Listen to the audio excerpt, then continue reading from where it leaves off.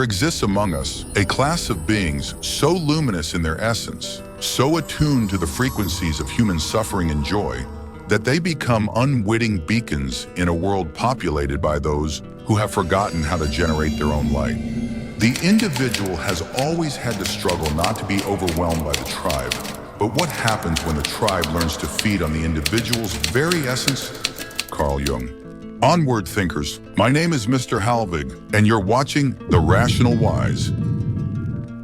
Carl Gustav Jung, the Swiss psychiatrist who dared to map the darkest territories of the human psyche, left us with a warning that echoes through the corridors of modern consciousness. A warning specifically directed toward those blessed and cursed with the gift of empathy. You see, Jung understood that in our interconnected web of human relationships, there exists a predatory dynamic so subtle, so insidious, that even the most psychologically aware among us can fall prey to it. The empathic individual, the one who feels deeply, who absorbs the emotions of others like a psychic sponge, becomes the perfect target for what Jung termed psychic vampirism. These are not creatures of folklore, but flesh and blood humans who have learned, consciously or unconsciously, to sustain themselves on the vital energy of others. Over the next 20 minutes, we embark on a journey through 7 unmistakable signs that someone in your life is feeding on your light. By the end of these 20 minutes, you will possess the psychological armor necessary to protect your most precious resource, your empathic gift itself. For Jung knew that an unguarded empath is like a lighthouse with no keeper, destined to burn out in service to ships that will never reciprocate the guidance.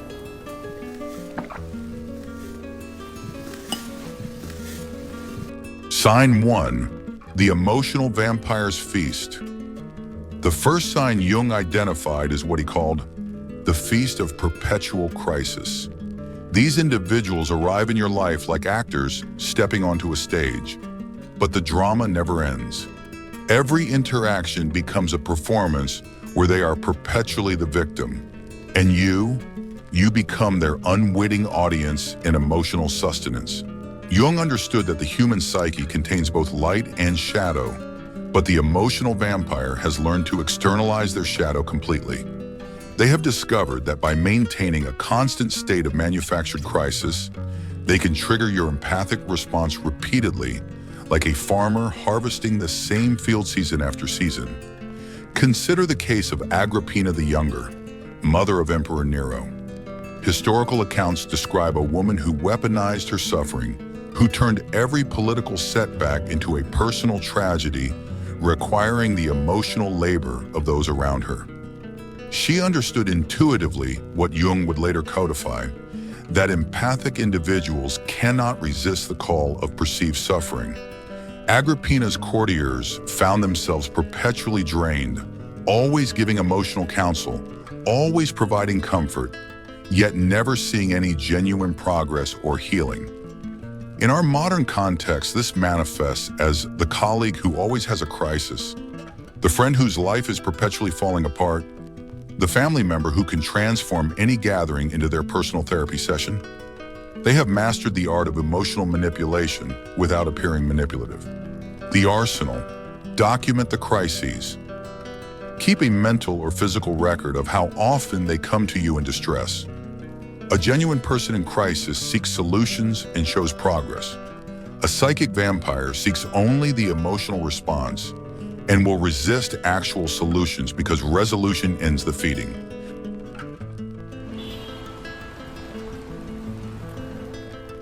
Sign 2, the mirroring masquerade.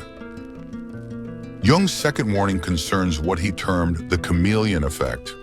These individuals possess an uncanny ability to mirror your interests, your values, your very essence, but only in the initial stages of relationship. They become psychological twins, reflecting back to you everything you wish to see. This phenomenon taps into what Jung called the participation mystique, the primitive psychological state where individuals lose their sense of separate identity.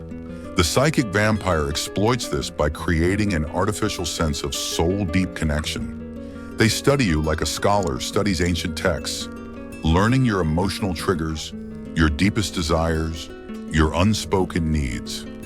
The myth of Narcissus provides our classical example, but not in the way most understand it.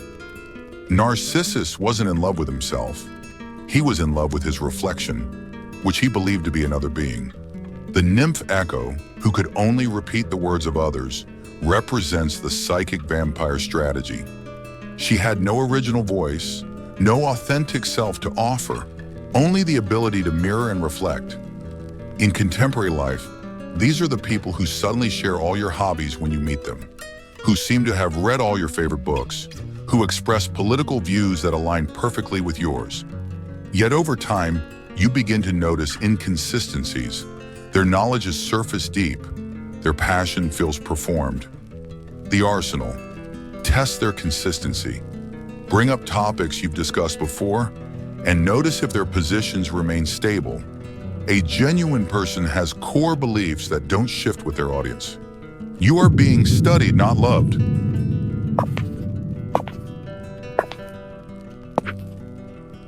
Sign 3, the energy accounting system.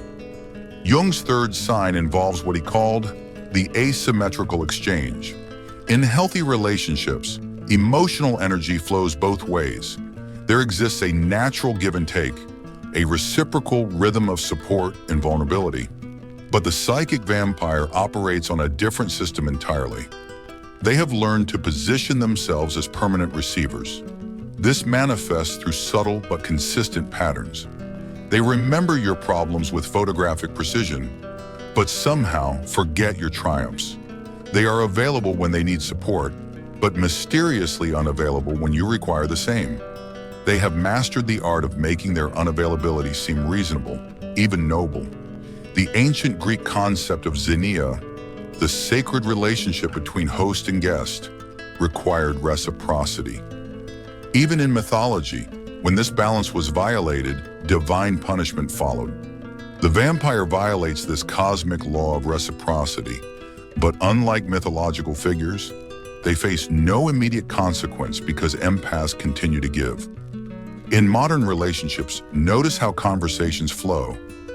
Do they ask follow-up questions about your life? Or do they use your sharing as a launching pad for their own stories? When you're celebrating, do they find ways to redirect attention to their own struggles? When you need support, are they genuinely present, or do they offer token comfort before shifting focus back to themselves? The arsenal. Implement the 24-hour rule. When you share good news or seek support, notice if they follow up within 24 hours without prompting. Genuine friends remember and care about your emotional states.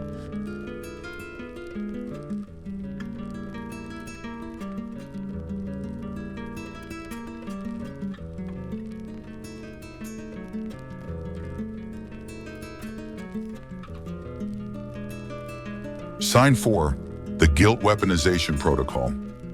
The fourth sign Jung identified as perhaps the most insidious, the systematic weaponization of guilt. These individuals have learned to transform your greatest strength, your empathy, into a tool for their benefit. They understand that empathic people feel responsible for others' emotional states and exploit this noble tendency mercilessly. Jung wrote extensively about the guilt complex, understanding that unresolved guilt could be used as a psychological lever by those skilled in manipulation. The psychic vampire doesn't create guilt from nothing. They amplify the guilt that already exists within the empathic individual. Consider the dynamic between Lady Macbeth and her husband. She didn't simply command him to commit murder.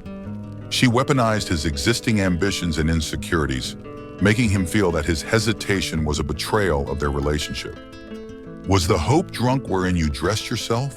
she asks, transforming his moral compass into evidence of weakness. In contemporary contexts, this appears as the friend who makes you feel guilty for having boundaries, the family member who interprets your self-care as selfishness, the romantic partner who frames your needs as evidence that you don't truly love them. They have learned to make you feel like your empathy is insufficient, that a truly caring person would sacrifice more. The arsenal. Recognize that guilt is often a signal that someone is trying to manipulate your natural compassion. Healthy relationships don't require you to feel guilty for having basic needs or boundaries. Your guilt is their gasoline. We have journeyed through the first 4 signs of Jung's warning: the perpetual crisis, the mirroring masquerade, the asymmetrical exchange, and the weaponization of guilt. Already you may recognize faces from your own life, relationships that suddenly make terrifying sense. But Jung's warning grows darker still. The signs we have yet to explore are more subtle, more dangerous, because they operate at the level of your very identity. They don't just drain your energy, they reshape your understanding of yourself. If you're enjoying the content, don't forget to hit the like button. It helps more than you think. Now let's continue.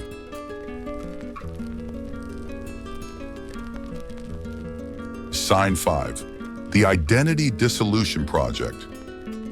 Jung's 5th sign represents perhaps his most sophisticated insight: the gradual dissolution of your individual identity within the relationship.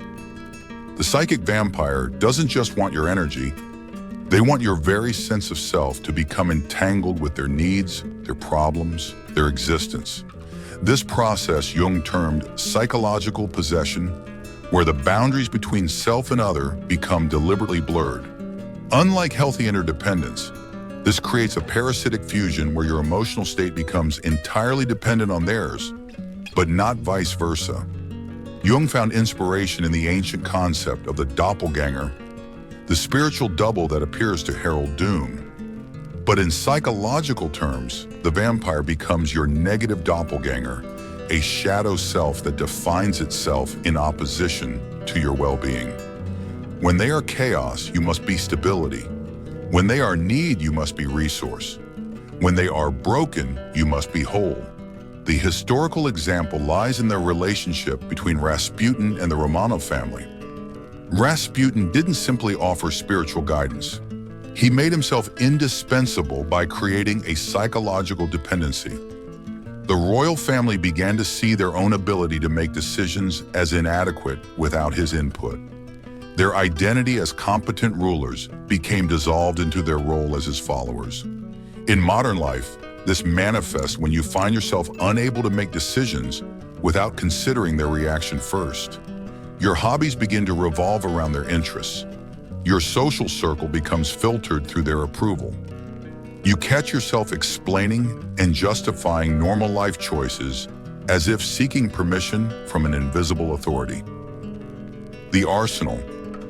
Practice making small decisions without seeking their input or approval. Notice your internal resistance to this independence. That resistance is the measure of how much identity dissolution has occurred.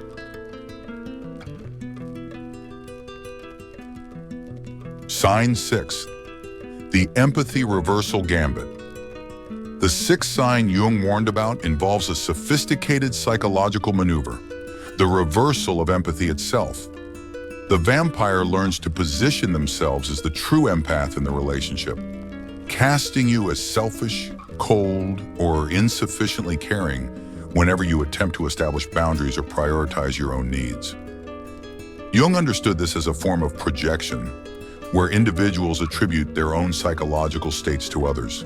But the psychic vampire weaponizes projection, making you doubt your own empathic nature, while positioning themselves as the wounded party who simply cares too much. This creates what Jung called a psychological double bind. Your empathy tells you to care for their pain, but their pain is allegedly caused by your lack of empathy. You cannot win this game because the rules change every time you think you understand them. The mythological parallel appears in the story of Cassandra, but inverted.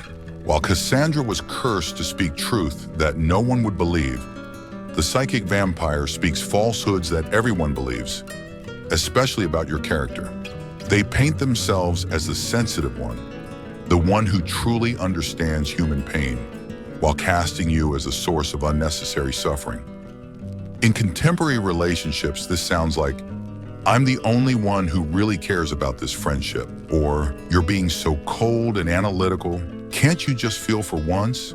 They make you question whether your boundaries are actually cruelty, whether your self-preservation is actually selfishness. The arsenal. Trust your internal compass. If you find yourself constantly defending your level of caring or empathy to someone, you're likely dealing with empathy reversal. Genuine empaths don't need to convince others of their empathy. They make you doubt your own heart. Sign 7. The existential hostage situation. Jung's final and most chilling warning concerns what he termed existential hostage-taking.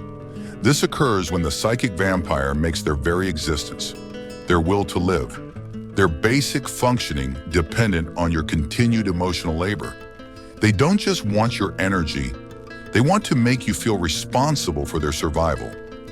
Jung recognized this as the ultimate exploitation of the empathic individual's deepest fear, the fear that their withdrawal of support could cause genuine harm to another human being.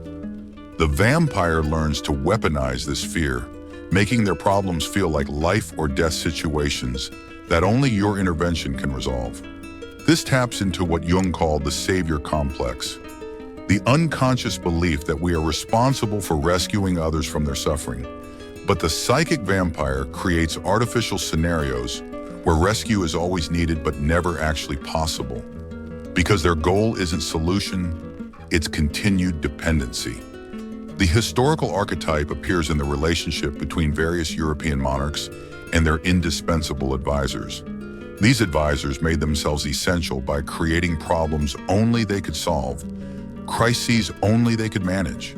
They transformed natural royal decision-making into dependent relationships where the monarch felt helpless without their guidance.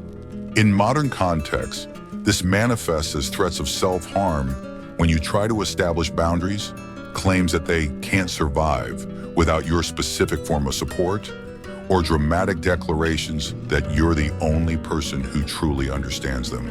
They make you feel that stepping back would be tantamount to abandonment, perhaps even harm. The arsenal. Recognize that you are not responsible for another adult's survival or basic functioning. Professional help exists for genuine crises. Your role is to be supportive, not to be someone's entire support system. You are not their life support system.